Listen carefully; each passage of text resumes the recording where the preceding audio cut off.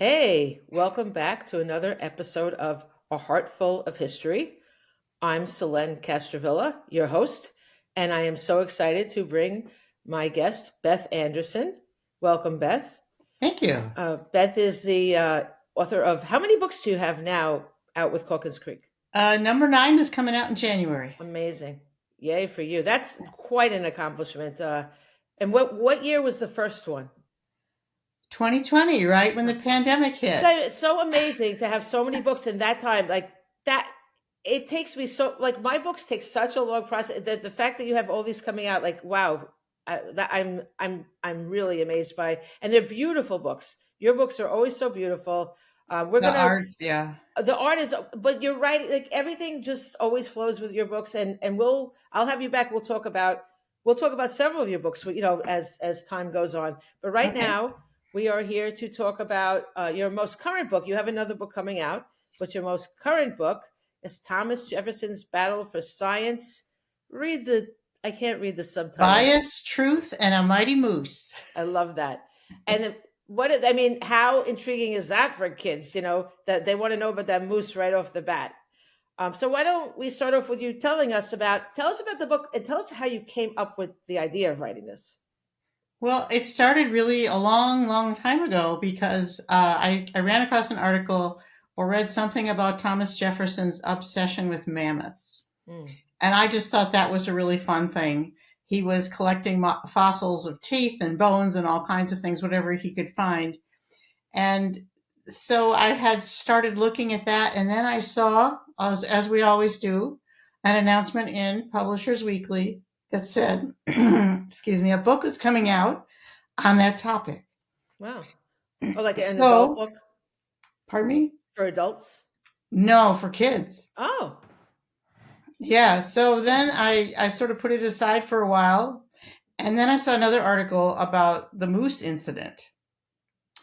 And I just grabbed onto that. It was like 2017, so it hit me as misinformation and truth and the importance of using good sources and all that kind of stuff. I mean, it was mm. totally in our world at that point, and I Oh, did see another book coming out about that. oh no. But yeah, but this one was Thomas Jefferson and the Moose, and it was about measuring, and it was for younger kids. Okay. And so this one, I thought I'm just going for it because it's a different angle, Yes. and I was into the idea of measuring truth. Which And I love. That is such and that's so important for so many reasons, right? Especially these days. yeah, but it's kind of an abstract idea, Right. So it's which something you turned can really out to build on. Yeah. yeah, that turned out to be a real challenge in the writing of how to Mm. do it, how much to do. So yeah, there were challenges with those things all along, and then it got delayed by COVID. Right. And so it took much longer than it was supposed to take, but it's all good. It comes out and we're all excited. Yeah, well, yeah. The birth of a picture book is always long anyway, because once we write it, then the illustrator has to get to work. And wow, yours looks like it would have taken the illustrator a very long time because there's like so many details in each picture. Like I don't know that. I mean, I'd love to interview them as well at some point because what's the name of your illustrator? Jeremy Holmes. Yeah, I would love to. Yeah. I would love to meet him because yesterday I was speaking to Jen Harney, and she says hi because she Oh, did your thank book, you. Smelly Kelly, and she's done my new book as well, I know. George I love Washington. it. Yeah, and well, I just love speaking to illustrators, and because to me it's just a complete mystery to us, right? How they can do that. Yeah. But with this book, uh, there's so many details in these pictures. Like I want to talk to him about how long it took him to do those, and like wow, it's like I want to be in his brain. They're so creative, like they're so like it's just so whimsical and creative. Doesn't he seem like a really fun person based on his pictures? He You know? does. And that my favorite part of the whole publishing process, I think, is that first day when you can see the sketches, Yes. because it's always so different than you imagined as the Yeah. writer. And I got a movie going through my head as I'm writing, and I'm picturing, oh, this could be there, or this could be there, and it comes out completely different than anything I Yeah. imagined, and so much better, so It's creative. And amazing. he was Yeah. just, he really got inside Jefferson, and he got inside the research. He researched Mm. like crazy for this, and he didn't depend on any notes that I provided. Yeah, it shows in the illustrations. Show us a couple more of the illustrations if you can. Well, one of them where it shows what he did with his research. Um, this this one right here, where you Mm. see Mm. Jefferson is doing the scientific inquiry process to try to figure out how to debunk the Count Buffon's theory that is about degeneration in America, and that everything here is less and defective and ridiculous.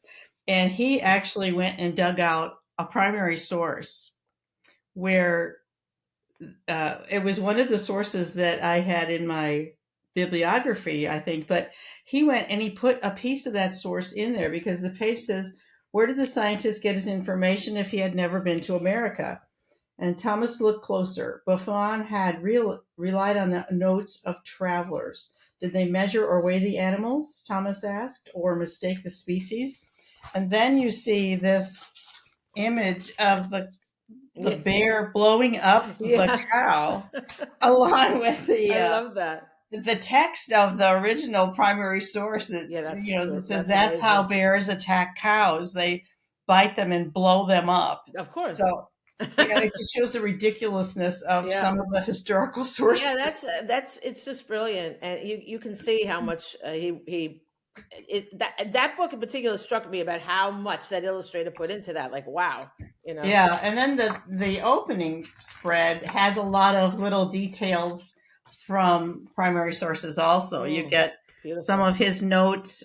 I don't know if you can see I it see. very well, but some of Yeah, his yeah. notes from his journals I love that. about everything he measured. There's the journal piece where he's recording the weather while they're debating the Declaration of Independence on July Wow, 4th. It's that's just like fascinating. I this love guy that. was obsessed with figures and facts Yeah, and nature, and so there's some of that stuff that's there amazing.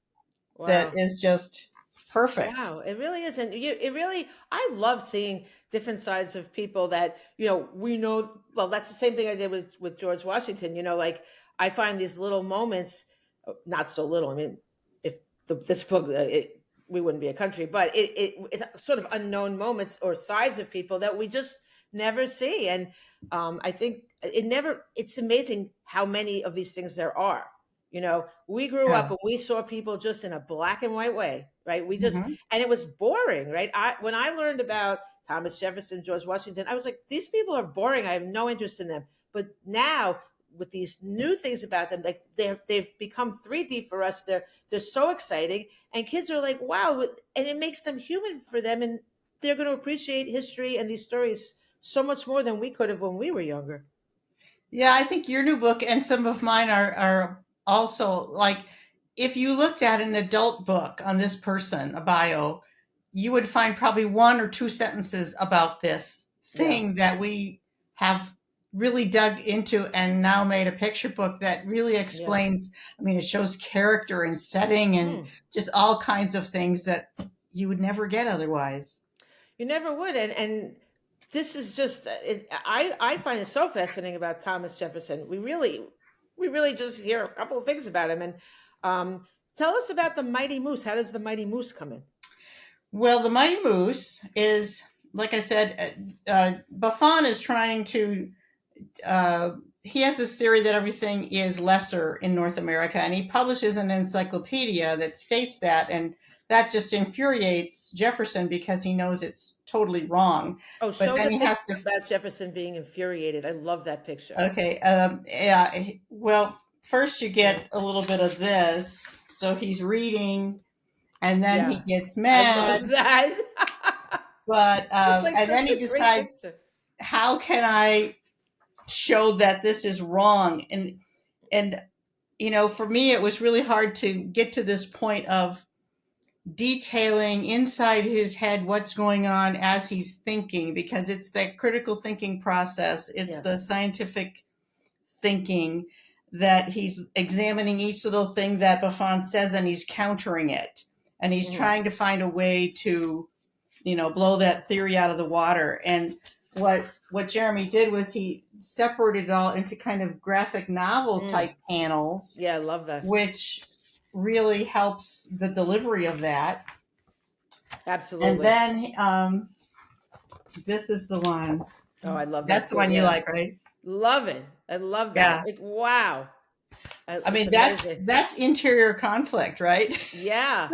And it's so relatable for kids. I mean, kids, I think in a way that they don't really understand that grown-ups can feel this way too, because kids feel that kind of stuff. It's like, oh, this guy's like us. We all have these same emotions and frustrations and things. And look, he set out and he did something about it. So important that they learn, Yeah.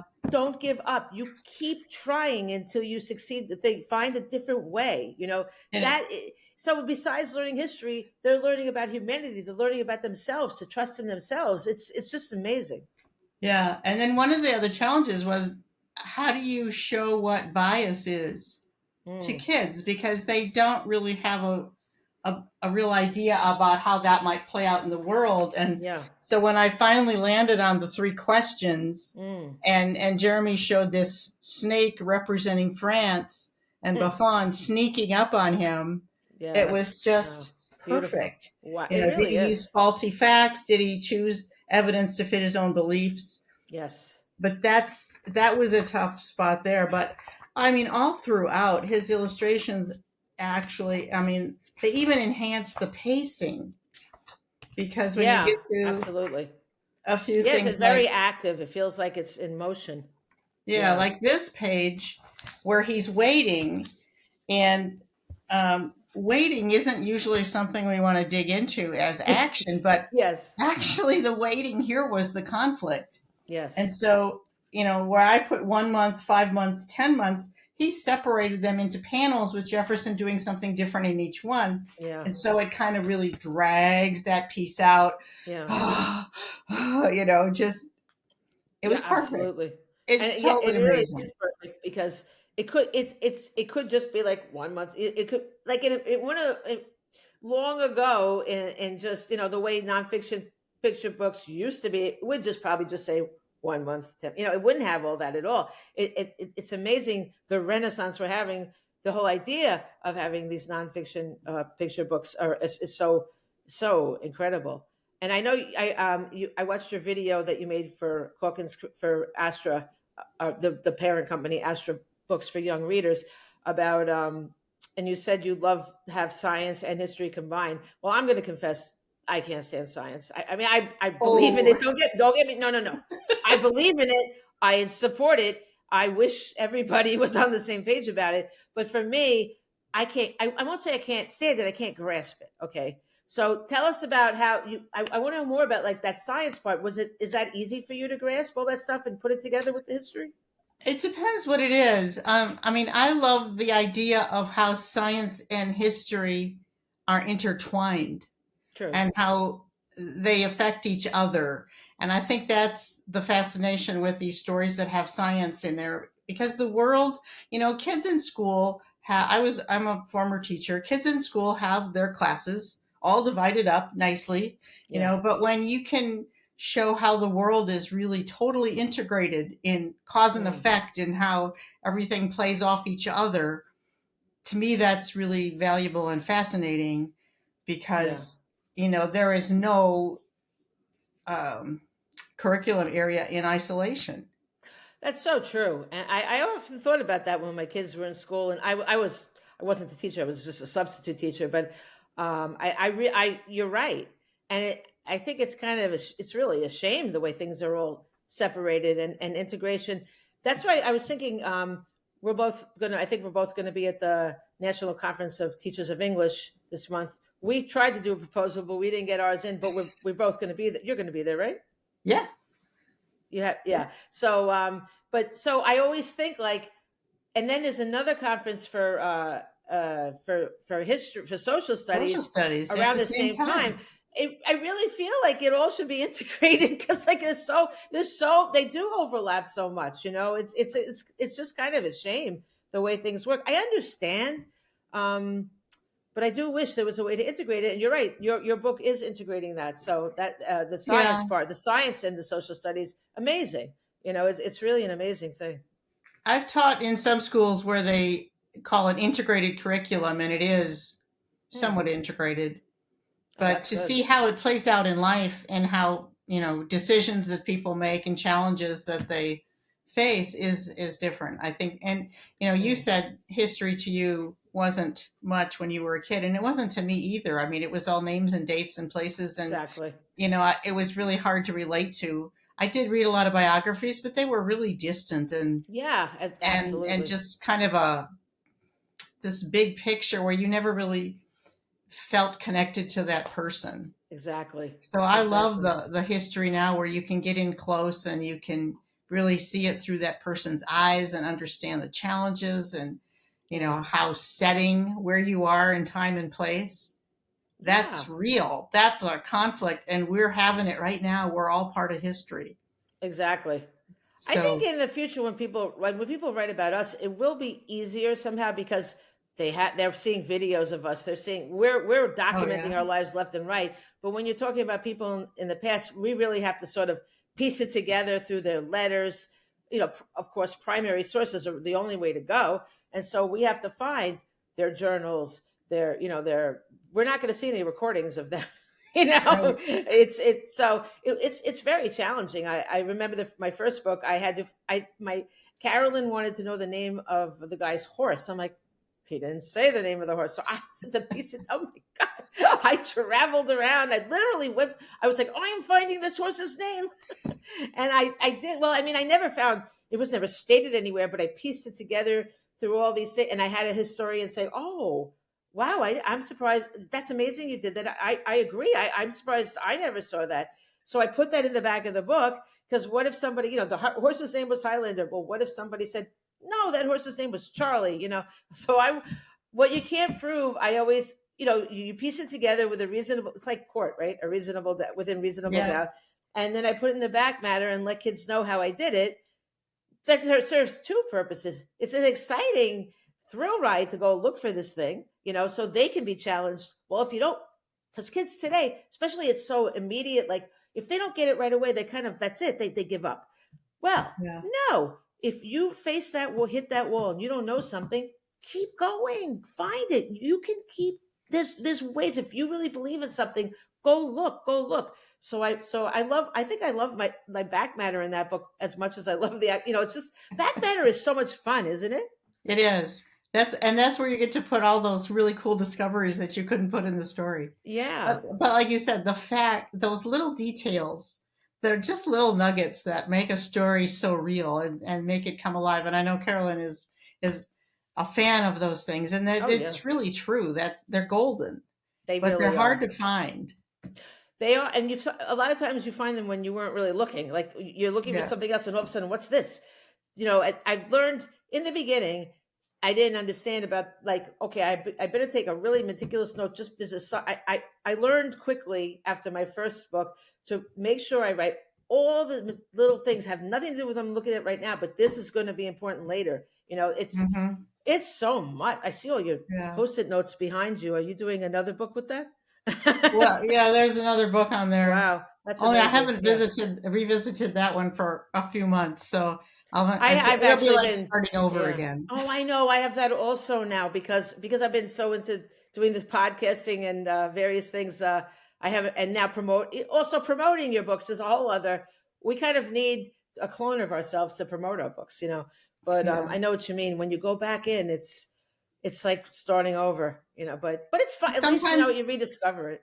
yeah, sometimes you see something different that you didn't see before. Yes, it's kind of But like when cops go into cold cases. yeah, you get fresh eyes. Yeah, yeah. I tell you, I just to sort of turn off from the whole world. I listen to true crime and like historical cases and stuff, and I listen to how they do it, and it kind of reminds me of how I do research and go back and looking at the things. I think when we use our minds, no matter what we're doing, whether we're creating, you know, a book or we're trying to solve a crime or anything. I think it's all the same kind of a mind process, and that's something great for kids to learn. that Yeah. our minds are always working in the same way. Everyone has their own process, but just it's not in a vacuum. If I did this with this way, I can do it this with this way, you know? Hmm. I like to watch Henry Louis Gates, that show about ancestry on Oh, I've never seen that. PBS. And because they really, I wish I had their researchers because they find, 3, 4, 5 generations back.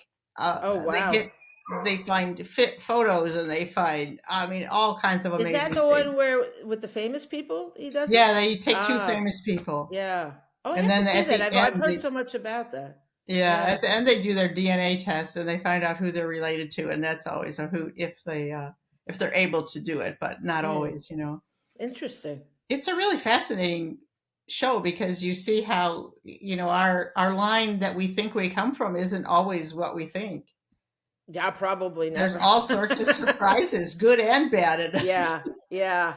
I know when I did ancestry, the thing you send in with the DNA, I found out I was all kinds of things. Like I found out I'm 20% French. It's so funny because I've always been drawn to French things. Like for example, Lafayette, another book I wrote. I've always been drawn, and now I'm sort of. My mother was so angry because my mother's Italian, and I wanted to take French. I did wind up taking Italian for like another language later on, but I was like really into the French. And now I know, well, 20%. See? I like croissants, but I'm not I French. don't know. I mean, I love Italy too. Like, I mean, who doesn't love? We love. It's great to love everything, really. But my Yeah, son yeah, keeps coming up with some weird things in his. I'm like, and my ex husband and I didn't think, we're like, where's that coming from? But the thing is, it's back from wherever you came before you knew where you came. So yeah. I've met several people that have Neanderthal in their ancestry. Wow, Yeah, isn't that interesting? that is. Yeah, that's really far back. It just goes to show you that the past has all kinds of surprises in it that when you Yeah, really dig in and in all sorts of ways. really. So let's talk about the process of this book. So you had the idea, you saw that another book came out just about the idea that he was collecting the bones and things like that. Then you saw another one, but again, it was not where you wanted to go. So is that when you decided to just focus on this thing with Yeah, I was already well into it and I wasn't oh, willing to give it up. right. And then it went through a few kind of, ebbing and flowing. I knew where I wanted to go with it, but I was trying to do too much. I always try to do too much because I see so much potential in these kinds of stories. And I was really focused a lot on measuring truth and the hypocrisy of the Declaration of Independence, which is what I was calling a larger truth Hmm. that can only be measured with your heart. Mm, And testing those kinds of truths is different than testing facts and figures and things that you can look up. And I do have that idea in the back matter briefly, but it proved to be just too unwieldy in the text to try to do all that. yeah, And then there yeah, was there was more to Jefferson's, well, there's more to Buffon's thing and what the other French scientists were putting out, and a lot of it is just so awful about race and things like true. that. So Yeah, sticking to animals helped because that's comprehensible for kids. And then he also had like 3 tables in his book, and one was the one that's referred to in the book with the quadrupeds, and then there was another one that talked about diversity of species, and another one that talked about the degeneration of domestic animals. And I had it all in there to start, but it had to keep taking out pieces and pieces yeah, because it didn't need all that extra stuff. I just needed to streamline the idea of truth and misinformation and where are you getting your information and keep that thread going tight, mm. because getting into all the stuff, even though it was fascinating in different ways, it was bogging it down. That's really important. I think streamlining is a great word to think about, and the idea that you knew you to know that focus of is everything what is actually adding to support the the question that I'm going to ultimately answer and have to take everything out. I think Yeah. that's an amazing thing for anybody who writes, or young people too, to see, like when you can't throw just the whole kitchen sink in there. It's just just confuses it, and it's like too many chefs spoil the broth. Well, too many Yeah. pieces spoil the book, Yeah. and I think that's something that a lot of people don't grasp about. That might be one of the main keys to writing, especially history, but I would say anything. You have to find that through line and stick to it. Yeah, and you have to know the purpose of the book. An Yeah, adult book might be different, but still, if you're making the same point with another piece of information, you don't need it in a picture book exactly, or illustrated exactly, text because you're just repeating and it's not moving.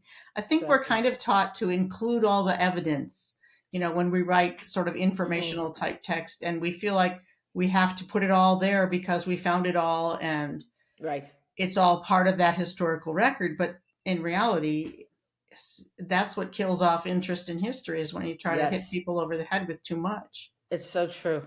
It's so true. And when I read adult books, it sounds like it's, but when I read books for written for adults, a lot, I'm like, they'll say something, and then they'll just go into a whole different thing. I'm like, I want to hear more about this one line you said, and then they'll go, like, it's just so that's just the way they're done. But I have no patience for those books anymore. I just Yeah. I just go to their sources and I read the primary sources to find out what I want. That's what I use. When an adult book is written about something, and there always is something for adults, and I go and I just go in the back to the bibliography and I look for these. That's what they're great for, to just Yeah. cut through and find things. Besides the things I've already found. But Yeah. yeah, I just don't have patience for those books. In general, when I read an adult novel too, I'm like, come on, can we get to the point? Can we get to the point? You know? Yeah, that's the mark of the good writer, especially with narrative nonfiction for adults. It's hard to find ones that really move, I know. It's so move. true. I I want it to know. feel like the movie. Yeah. Yeah, exactly. There are definitely good ones. I mean, I haven't read many lately because I read what I write basically. Yeah. But yeah, I guess I'm just spoiled. I want to feel it. I want to know what's. Come on, let's go. And I think our books are doing that. Our books are like boom, you're getting right through, right through. They're Yeah. making an audio book of my book. Do you have audio books of your books? I have them of a couple. I have one of Lizzie Demands a Seat, and I thought they were going to do, I don't know. Can you hear The my new one dog? Can has you an hear my audio dog book. barking? The the audio book Yeah. for the new one is coming out probably the same time as the book. I have that too. Yeah, that's so Yeah. exciting, isn't it? It is. Because I mean, I have one for my book Seeking Freedom, and that's longer, but this book is really short. I'm like, wow, this is going to be a short audiobook, but okay. Yeah, I think I it'll was be amazed by fun. how Yeah. well you streamlined that one. Yeah. Oh, It was let me tell you. great. Thank you. Oh, it took about 10 years. Yeah, I Yes, it takes figured. me a long time because I talk about having to get rid of the things you don't need. I Yeah. had Horatio Gates in it, who was always the nemesis for Washington. I had Alexander Hamilton. I had everybody. Oh, I had George Washington pondering everything in the Temple of Virtue, pacing up and down. Now the book doesn't even mention Temple of Virtue, like until the back matter. This is what it is. You have to cut it out, It and kill takes a your long time to darlings. get there. You got to keep shaving it off from the edges. It's crazy. It's like I always this is the quote that I keep mentioning in these episodes, when Michelangelo said, "I saw the angel in the stone and I carved till I set it free." And it's like that's what it is, because I mean, marble itself is beautiful, but you got to carve out and get that thing that you're Yeah. seeking. You're setting it free, and we are setting our stories free, and Yeah. to fly to it's isn't it just the best thing to know, like, that young people are reading our books, and we're just like making this difference in the world and helping people. It's so amazing. I'm so grateful to be able to do this. I love to see when kids are amazed by, true history Yeah. as much as with a fantasy book. And the other thing I really love is when older kids are reading these illustrated texts and valuing them and loving them for all sorts of reasons, and teachers are using them because they really aren't little kid books. The Exactly. reading levels are usually Yeah, about fifth grade. The idea levels, the concepts that you can talk about. I mean, you could go through high school. You can absolutely. go with adults for these things. I mean, they just have so much potential. Yeah, and I think these days, when the way people have such limited attention, I think that adults should be reading these because it fits their attention span. I mean, do you see how people scroll through the TikTok? Is what is going on there? I mean, I'm really worried about people. Like, nobody has any patience for anything. And the music, and there's a video, and it's got this loud music, and then there's subtitles, and you're supposed to be reading these titles. Like, I would rather hear the person tell me the thing, like what's going on here, So I think under these circumstances, our books are great, and the audio book will be really great too because they can listen to it quickly and learn so much. So I think we're really adapting to this, whether we like it or not. The world has changed so much, and we have to go to the positive stuff. Even Yeah. AI, like, oh my god, we always think about the horrifying parts of it, but I will say some of it. Okay, the other day, do you know that they put AI in Facebook, like when you have your comments? And Yeah. I read this. It said people are commenting about they love the author's infectious joy and this and that. I'm like, I'll take that. I loved reading the summary of the comments. It was so unneeded because I read the comments anyway, but it was kind of cool. Oh, So, I don't think I've seen that. It oh feels yeah, kind of stiff, though. it's not. I mean, it's just sort of summarizing. It Yeah. actually quoted a couple of people's comments. It was Well, really kind of interesting.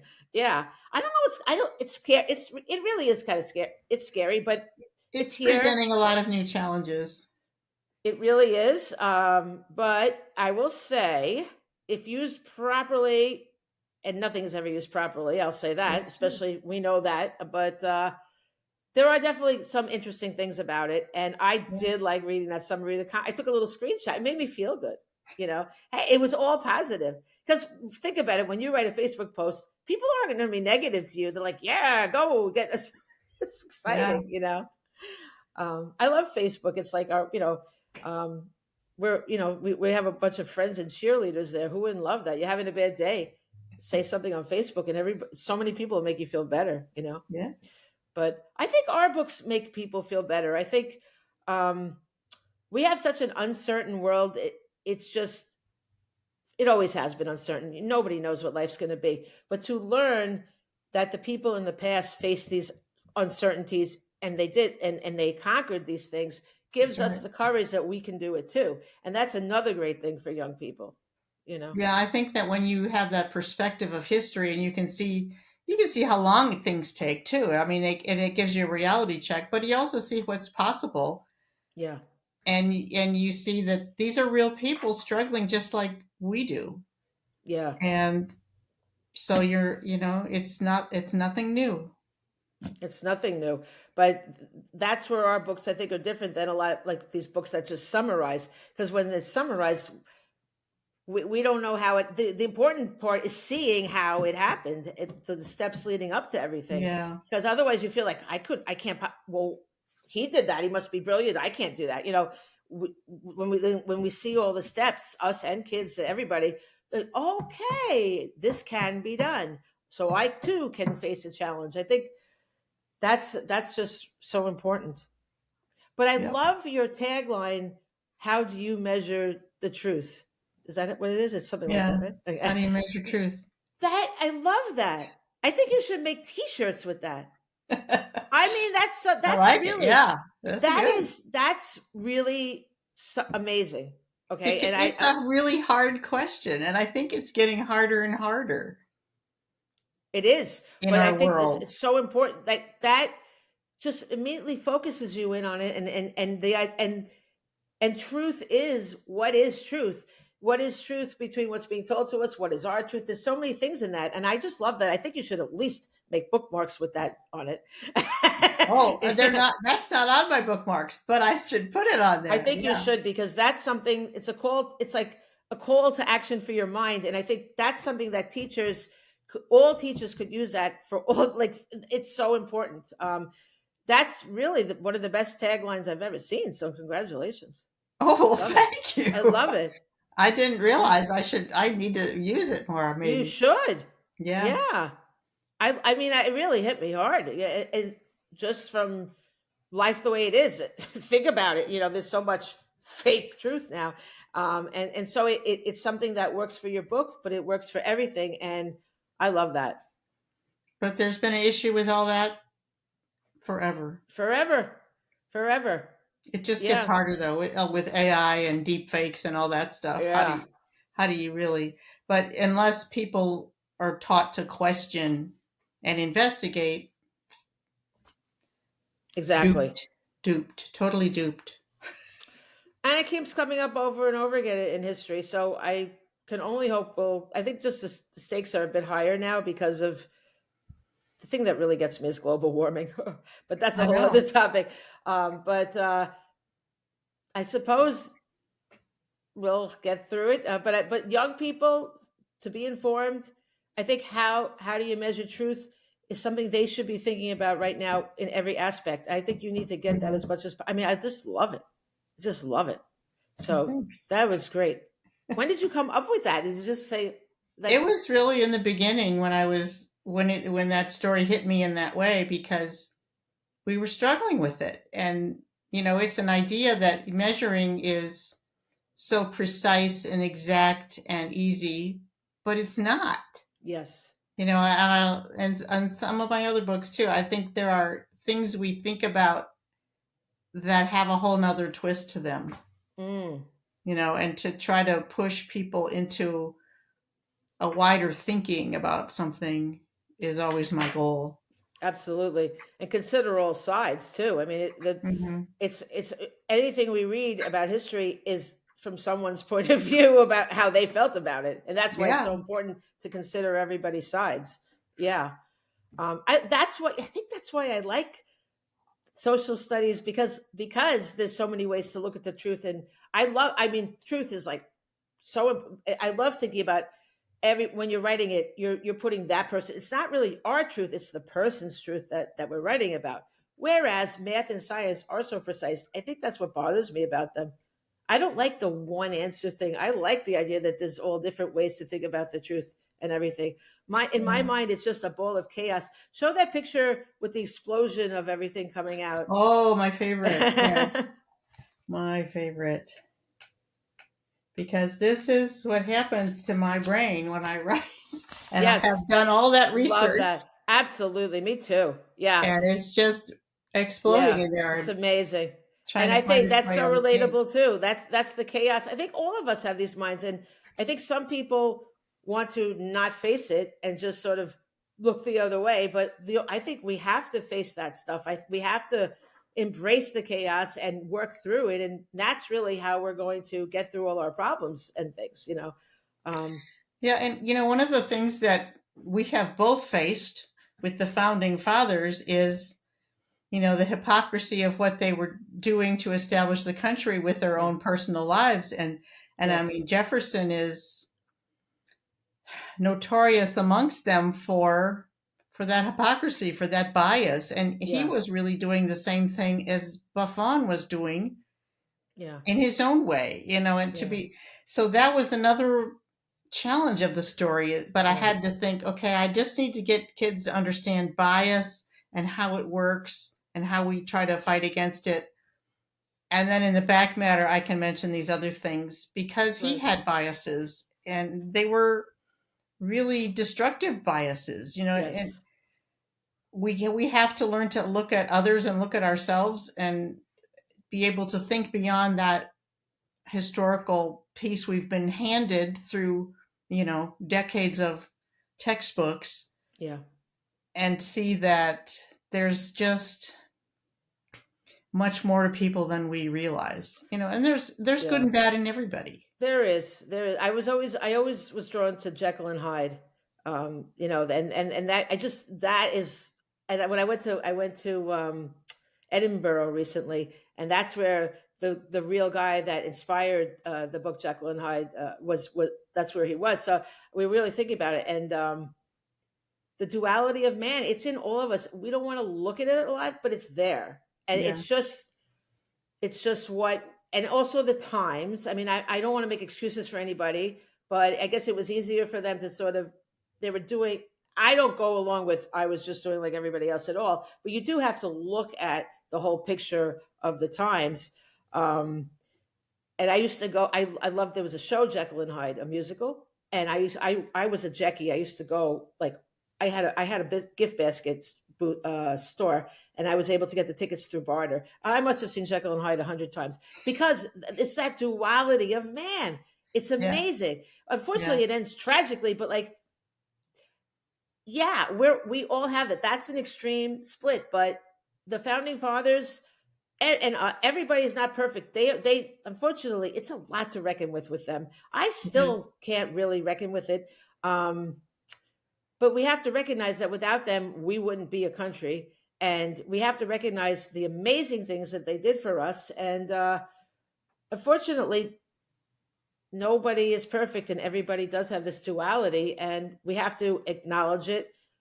But we can't just condemn the person because they really, without Jefferson, without Washington, without all these people, better or worse, we wouldn't be here. We wouldn't be us. Yeah. We'd be walking around. We would have British accents, which could be fun. Well, I think part of it too is not. I mean, the one of the challenges is providing enough contextual information that we don't judge 2 centuries ago by today But that's and very true what too. we know and how Yeah. we interpret things like, seeing Deborah Sampson in a Continental Army uniform. That means something totally different today than it Yes. did at Oh, that time. absolutely. Yeah. I And love, so that's I think another book of yours. I love that also. Yeah.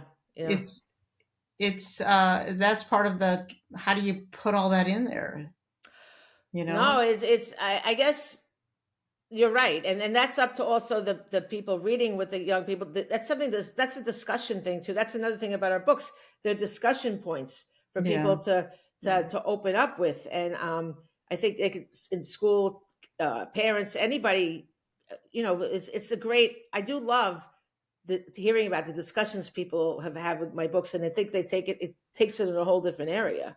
You know, I also wrote about Deborah. I did a book called Founding Mothers for Scholastic, and she's in that. Now that was quite a Yeah. challenge because I really didn't. I had such little. I had like a one spread to talk about each person. I'm like, oh, come on, That's tough. Yeah. very tough, very tough. Then I started writing like once a little bit older about civil rights. I wrote about each year, not each, I wrote about several, there's maybe six of them a year in civil rights. So I was able to get a little bit more into that. But the founding mothers, seriously, that was, wow. I just wanted to say whole things about him. And I was thinking about Deborah Sampson, but you beat me to that book. So good for you.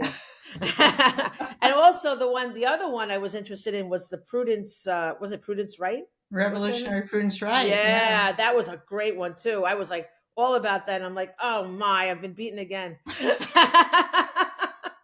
We probably all see the same articles. We do. So we've got And the then it's race to like, the hurry up, vision. hurry up. Yeah, the one that's on the whiteboard now is probably already done in manuscript form by you. So I don't know. Oh no, probably not. I'm working on one that's much more contemporary right now. Much more. I've really spread. I will say I have spread my wings out. I'll never forget when I wrote my first Civil War one, and Carolyn was like, "Well, welcome to the next century,"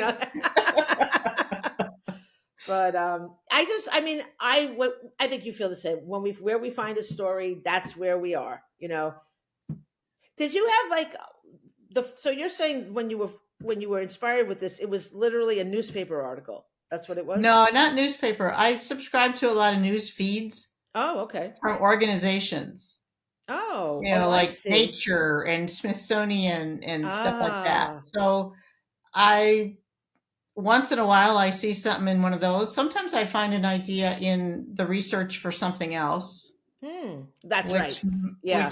might have been the case with Revolutionary Prudence Right. I can't remember. Um, yeah, I'm or something maybe I'm reading on my own, unrelated to kid stuff, might spark something. So when you feel a spark, what do? You have like a notebook that you keep them all in? I do, but I never go to it. Like, When that's what I do. That's so funny. I have a notebook of things that I go, oh, that'd be a good book. Okay, and I write it down, but I don't go back to it unless I have absolutely nothing to work on. Exactly. But I Exactly. don't ever reach that point. I Me think too. I might have looked in that journal once or twice, but usually, or yeah, I might be working. If I work on something, I worked on something from there, and then I saw something else, and I just put that aside and went with the new thing because I was Yeah. so excited You about get it. so excited. I know it's Yeah. like, whoa, it's the thrill of the chase. You And have to so, do it. yeah, if they don't Yeah. really grab you enough to start looking a little bit immediately, then it's probably not going to happen. Exactly. I know. I was when I kept seeing Lafayette pop up in my research about Washington. Now I was researching Benedict Arnold, and it kept Lafayette would just like pop up like no one. I was not getting the full picture of why this French guy was around. I'm like, why is he here? And so then when Benedict Arnold had betrayed Washington and Washington sank on his couch in despair, because he just trusted. Arnold was so trusted and loved, and Hamilton said someone has to go get Lafayette. Only Lafayette can comfort Washington. I'm like, why is this French guy the only guy that can comfort Washington? And that made me write Revolutionary Friends to answer my own question. So I know Yeah, exactly what you mean. yeah, That's how all my books about the Revolutionary War all came from pieces to answer my own questions in my research. yeah. Yeah. I'm always fascinated by the Revolutionary War because it's so much more than a war. Yes. That period of time is a revolution of ideas. Yes. And like revolutionary prudence right was something I had sort of done, but I didn't really know what to do with it. And my agent had said there was somebody looking for women's stories, and it didn't go anywhere. And then it sat in the drawer until it hit me in a different way, and I Yeah. had started thinking about the DAR there, and I'm excited because I'm going to go see this place Oh, when lovely. I go to Yeah. NCTE next Awesome. week. I'm going to meet Yeah. one of the experts that I talked to, and Wow, we that's great. talked about some of the artifacts that they still have from her. They have her lantern, and they have her love Oh, box, nice. her Wow. paper love box, and some of those things. And so I started, and I think that is just so cool. But I thought, That is if you went into an antique store and you saw that lantern, it would mean nothing. right. It's not the lantern, it's the story behind the Yes. woman with the lantern. And so then that became the through line idea that Mm. it's these stories, it's women, it's people taking action, stepping up, doing what's needed to be done. And so it's things like that. So some of those just sit in the drawer for years. Yes. Well, You that's what know, happened with my glasses book too. the Yeah. story that's coming out in January was one of my first nonfiction stories. Wow. And Really? yeah, it sat in the drawer for years because another book came out, and then this one now is newly relevant Mm. because it turns out that January 6, 2021 wasn't the first time that a group of people tried to stop the elected president from becoming inaugurated and becoming president. Oh, wow. Well, why It's don't you about tell us the name of it's that about book? Lincoln and the Baltimore plot, where Wow.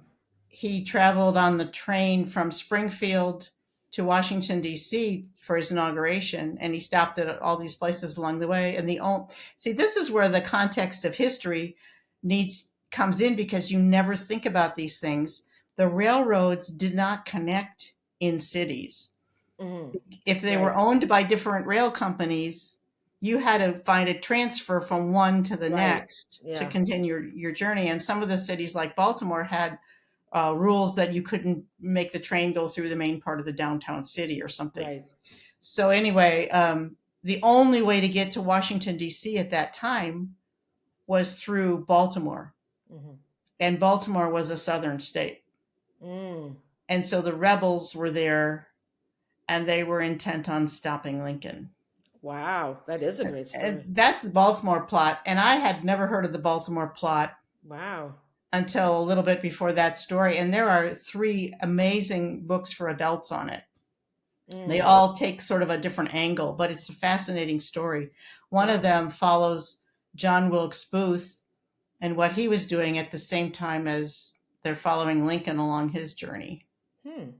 But this is the story of the woman who really is the first detective that's a woman in the US, and she works for Pinkerton. I have heard of her. Yeah, Yeah. Kate Yeah. Warren. And so Yeah. she is a key person in the detective's actions to save Lincoln. Is she in another one of Corkins Creek's books? I feel like she is somehow. Maybe not. I know her. I don't Maybe, think maybe so. not. Yeah, I've definitely heard about her. But that's Yeah. very wow. That sounds awesome. So, what's the name of the book? Hiding in Plain Sight. Love it. It's Kate and Warren and the Race to Save Abraham Lincoln. love that. And it's I guess it's available for pre-order too, right? Oh yeah. There you go.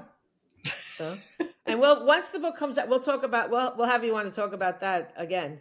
But that sounds amazing. But yeah, it's just one of those things where you don't really understand the risks and this because you don't know that when you're transferring between railroad stations, you're exposed. Yeah, that's wow. That's fascinating. Yeah. So and that's the challenge of some of the stories is how do you get that information in there because it's vital to the stakes and the drama, but you Mm, don't want to bog down the story with extra stuff. yeah. And I think that's Wow. something we always face with these kinds of things because there's so much that contributes to the actions, Yes. but you can't tell it all. I know. I'm facing that now too. I have a large cast of characters, and that's a big Mm, issue for me right now. yeah. Um, but wow, I can't wait to read that. That's amazing. Yeah. Wow, it's so exciting. Yeah, it's amazing the things we don't know. You know, Yeah. it really is. I don't know, like history. Well, I guess we'll just never run out of things to write about. Which is good for us. We don't want to Yeah. run out. Yeah. The challenge is to get it. I'm like, I feel like I'm on a rate. Like, how many books can I write? I got to get it done. I got to get it done. But, and then now that I have my podcasting career, I'm hoping that once I get more used to all this, I'll be able to do it. Right now it's like, takes me so long. Like this is, when I edit this, like so far, I'm still editing the first one. With the first one I recorded was with Carolyn Yoder, our editor, and it's an hour long, and I've sat for like 2 hours. And I edited 10 minutes so far. Yeah. Everything takes longer than you think. It's but you know what, it's another labor of love, and I always, you can see that I just love talking. And I love talking to like-minded people. I could talk forever to you, to writers, to Carolyn, to anybody, creators, illustrators, but I don't want to talk to anybody that's not interested. I mean, because some people are so like, they're just so boring, for another word. Like, they're not. If people aren't offering back something into a conversation, it gets old really fast. I like a give and take. So, Yeah. but this has just been so much fun. So you said you were a teacher. Can you tell us? Did you teach a certain grade or? Well, I taught all the grades, really. Oh, wow. I taught English as a second language. Oh, wow. So a lot of the kids, I had refugees, I had immigrants, I Mm, had people who came, for a couple years of work, and their dad was transferred for a few years, and they were in the English classes for that. And I taught it in Connecticut and Georgia and Texas. wow. So I had a huge, and it was That's right when amazing. really when ESL started, after we had a lot of refugees from the Vietnam War, Mm, and the school systems were not able to really help them because there was this very budding field of English as a second language. And so the schools were not prepared. And so my wow. first, probably 8 years or so, there's no curriculum. I Yeah. had to make it Wow. up. Wow. And so what I used were books like this, you That's know, amazing. books that, and there weren't that many at that time. So I taught middle school first, and then I taught elementary for a number of years. And then I went back and did more middle school. So I had that full range. I had one high school class one year when they needed somebody to take it. But these are the kinds of books I wish I had, Mm, because I was looking for things that would support language development, language acquisition. I could teach language arts standards from it. And it would also support kids with building content history or content and vocabulary across the curriculum, you know, yeah. science, social studies, even math. The more you can fill in the gaps with the English versions of things, it Yeah. was better. But the problem was most of the picture books were for little kids, and they were Right. demeaning, Right. and Yeah. they didn't really contribute to the high levels of thinking that middle school kids are doing, Right. even upper elementary. And so having these kinds of books start when I was in Texas, that was great. I mean, Wow. and that's what the kids really loved. They Yeah. really think real true stories of what happened. Absolutely. Yeah. Yeah. And it Oh just, wow, that's such a beautiful thing that you did all that, like bringing tears to my eyes. oh, I love that. Because but when I was subbing, I did sit in with set with those the ESL classes many times, and I always felt so helpless, really, because when you just like plopped into it, yeah, I really had no idea how to teach at all. well, I am not a trained teacher, you I know. had like up to 18 languages in one school. Wow, I mean that's such a challenge. I think But that's it wow, opens up your world, and what you really see is how we all communicate without language. that's so true. And I love Yeah. seeing in one school there was an Israeli boy who was eighth grade, tall, um, and then his best friend. I would see them going down the hallway together. His best friend was about half his size, from Pakistan, Oh, I love Muslim. that. Oh, I love They- that. See, that's where it's at. That's where it's yes, out. Yeah. that's where it's at. Gosh. But You I should love write doing about it. can you write a story about them? That's an amazing story. I loved hearing their stories, I and love that. when I Yeah. realized there was some really great writing experiences with them, Oh, especially the middle school kids, because they really can get into stuff. And of course you get the kids that are headed for the gangs and not interested in mm, school and don't believe they can do anything, it's especially when awful. they can't speak the language fluently.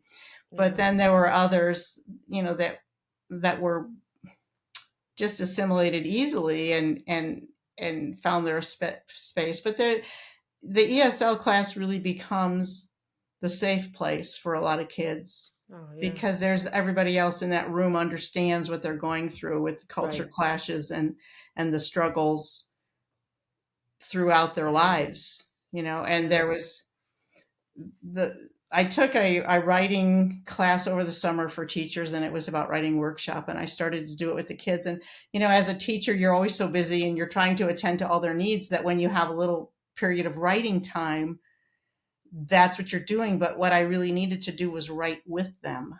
Mm. And so then when I sat and just put everything else aside and said, okay, I'm not going to answer any questions, I'm not going to worry how to spell anything, just write. And we would all write. And when we shared, and I shared I shared a story from my childhood that was a real emotionally hard-hitting moment for me, and they were just like, Wow. Wow. so. And then they started to share, and Because then you were vulnerable. You showed them that that's really beautiful. but I that's love when that. they started, their writing just Yeah. took off, Yeah. because it freed them Right. Yeah. to let themselves I be love part of that. the writing. And what I Oh, tell kids now is that if you're not emotionally connected to that piece on the page, it's really not going to be that good. exactly. You have to Yeah. connect, you have to feel passionate about things that you write to make them really powerful. And that's where we broke through that line, was by doing it together. That's beautiful. Wow. I wish we could all do that together in the world. That's just so lovely. Wow. Yeah, and some of the Yeah. kids' stories were just harrowing I'm escape sure. stories, Oh, that I know. just break your heart, and all the kids in the room are just stunned that the class Oh, clown had this horrific experience and things like that. yeah. It's really quite moving. Wow. That's so beautiful. Wow. Well, thank you, Beth. This has been an amazing, amazing conversation. We could go on. We really could go on forever. Well, we're going to meet again about as we go on. I'm going to schedule for multiple times to talk about different books, because I think our passion is so important. I hope our passion is infectious to other people, because this is what we need. We need everybody to be inspired for we can't control the world, but we can do our own thing. We don't Yeah. have to let any circumstances get us down. Like these kids escape from these harrowing things, and now they're doing. You were helpful to help them show that they can have a great, well, hopefully they're all having a great life, but like the idea that something circumstances don't define us. And Yeah, I and think that it's their so important stories are valuable. that everybody's stories are valuable, and that's so important. Yes, everybody's stories are valuable. Mhm. So this has been amazing, Good and I look fun. forward to future chats with you. Everybody, show us your book one more time. Everybody, get this beautiful book, Thomas Jefferson's Battle for Science. Again, I can't read the subtitle. Bias, truth, and a mighty moose. And remember, how do you measure truth? It's so important. It's hard. Thank you, Beth. Thank you so much. Have a great rest of the day. Thank you. And everybody, thanks so much for listening to another episode of A Heart Full of History. Have a wonderful day, and think about measuring your truth.